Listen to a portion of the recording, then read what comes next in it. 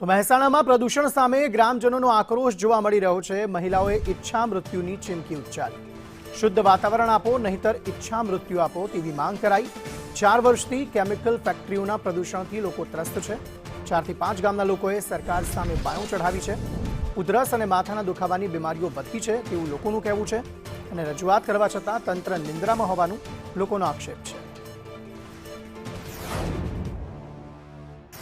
Society permission आलो ये ज ले माटा है चमका चौथું વર્ષ ચાલુ થયા ફેક્ટરી કોઈ સરકારી અધિકારી કોઈ કશું જ નહીં ઓભળવાનું સીએમ સાહેબ ઉધી જાય હોય 10-10 વખત તમને ખબર હે સાહેબ હોય આયેલો હવે અને સાહેબ જોડી આવ્યો હું તો સાહેબ બિલકુલ શ્વાસ તો બિલકુલ બાળકોને તો મોમાન ઘેર બધો મૂકી દીધો આ બોલીએ કોઈ નહીં કરો શરીર જો આ સ્કિન બગન આવી સ્કિન ની તકલીફો થઈ જાય અંદર હું સ્કિન આઈ મુઈ પણ શ્વાસ નહીં લેવાય તો રોમણ મારે બધા સાહેબો જોઈ જાય વોમિટ થાય કરવાની તો બધા એ આગળ પડતા એક દિવસ ખાલી આઈની સ્મેલ લઈને તો ખબર પડે કે કોઈ શાળા ચાલુ નહીં થાય બાળકોનું ભવિષ્ય ભલે બગડે તો બગડે એ બધી જવાબદારી સાહેબ તમારી।